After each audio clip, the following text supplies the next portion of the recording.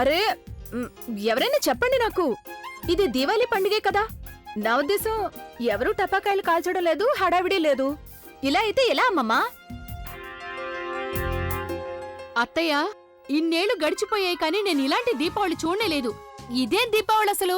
అవును నిజమే, ఇది అసలు ఏం దీపావళి? కొంచెం కూడా సరదా లేదు, టపాకాయలు లేవు, ఏమీ లేవు. ఇంతకీ ఇదే జీనియస్ ఇచ్చిన ఐడియా చెప్పండి, ఈ దీపావళికి టపాకాయలు కాల్చకూడదని. నువ్వు మాట్లాడదు.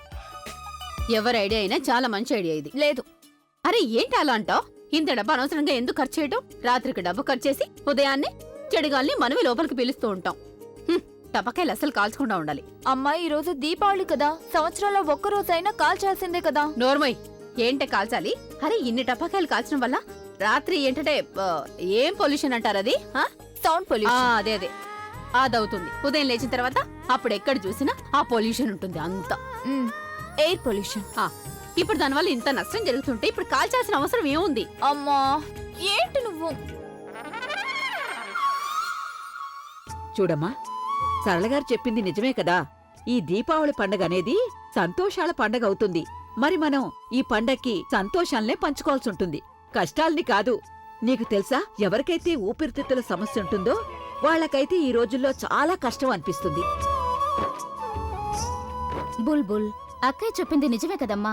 నువ్వే ఒకసారి ఆలోచించు, ఎదుటి వాళ్ళని కష్టపెట్టి ఎలా సంతోషించగలం? అరే దీపాలు వెలిగించు, మిఠాయిలు తిను, ఒకరికొకరు గిఫ్ట్లు ఇచ్చుకోండి. ఇదే విధంగా దీపావళి పండుగను కూడా జరుపుకోవచ్చు కదా.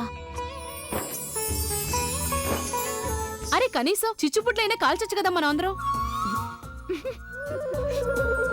లక్ష్మీ బాంబు చుచ్చుబుడ్డి కాలుద్దామని అడుగుతున్నారు. ఏమంటున్నావు నువ్వా? ఏం లేదత్తయ్య, నేనేమంటున్నానంటే చిచ్చుబుడ్లు కాలుద్దాము. లక్ష్మీ బాంబ్ లేదు, లక్ష్మీ బాంబ్. అలాగే కాల్చండి.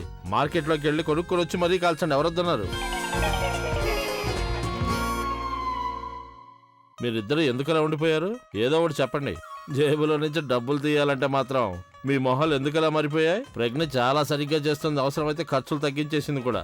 మీ ఇద్దరికి బాంబులు కాల్చడానికి ఇవ్వలేదని ఇప్పుడు ఏడవటం లేదు కదా. చెప్పండి, మీ ఇద్దరు ఎందుకు అడుస్తున్నారో నాకు తెలుసు.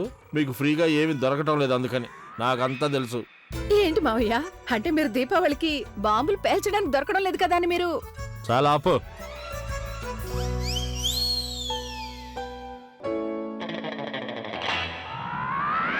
అత్తయ్య పదండి, ఏదో ఒకటి చేద్దాం.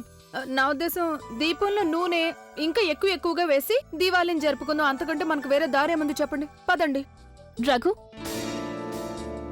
మేడం, నేను బయట నుంచి భోజనం తెప్పించాను, ఒకసారి వెళ్ళి చూడు అరేంజ్మెంట్స్ అన్ని సరిగ్గా ఉన్నాయా లేదా అని. ఈ రోజు ఇంట్లో వాళ్ళందరం ఒకటిగా కలిసి భోంచేద్దాం. ఈ రోజు బయట నుంచి భోజనం తెప్పిస్తున్నావా? రాయల్ రిసార్ట్స్ నుంచి తెప్పించాను. అలా అయితే చాలా సరదాగా ఉంటుంది. చాలా రోజులుగా మనం బయట భోజనం తినేలేదు. ఎంతగా ఎందుకు సంతోషిస్తున్నారు అత్తయ్య? అంటే మీకు బయట బండి మీద పావు వడ దొరికినా కూడా చాలా సంతోషిస్తారుగా, అలాంటిది ఇది మీకు. ఊరుకో.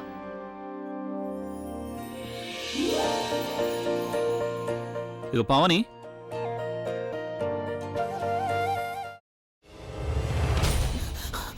నువ్వు ఇంకేమన్నా చెప్పాలా? ఇంకేమన్నా అబద్ధం చెప్పాలనుకుంటే చెప్పేయి. నేను చూడాలనుకుంటున్నాను నన్ను మోసం చేయడానికి నువ్వు ఎంత నీచానికి దిగజారగలవు అని. ఎందుకు ఆలియా, ఎందుకు నువ్వు ఇలా చేసావు? నీకు తెలుసు కదా, నానమ్మ తర్వాత నీ ఒక్కదానిని కదా నేను పూర్తిగా నమ్మేది. ఏమన్నావు నువ్వు? ఈ మధ్య అన్నిటినీ మర్చిపోతున్నావా? అది చాలు. వాటిలో ఉన్న శక్తి విషయాన్ని గ్రహించి మనకు వివరిస్తాయి.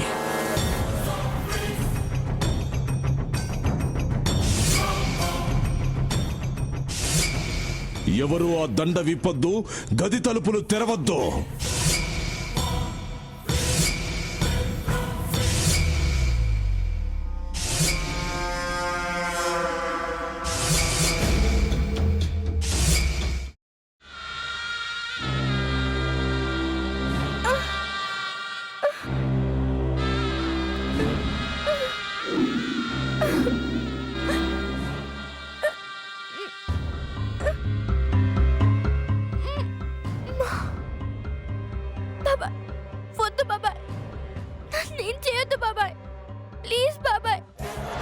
నిజం తెలిసినప్పుడే నా ఆలోచనలో నువ్వు చచ్చిపోయావు.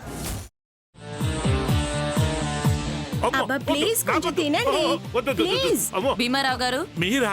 ఇగో మీరా కాదు సక్కుబాయ్. అవును, మీ పనామే లేచిపోయిందని చెప్పి కంప్లైంట్ ఇచ్చినావు కదా. రేయ్, ఆయన కంప్లైంట్ ఇచ్చింది లేచిపోయిందని కాదు, కనిపించడం లేదు అని. అట్లానా? సరే మేడం. ఇడియట్. ఆ వంట మనిషి పేరేంటన్నారు? రత్తాలు మేడం. ఏం పెద్ద మంచి, నీ వంట మంచిని కూడా మేడం అని పిలుస్తావా? రేయ్ హాఫ్ బ్రెయిన్,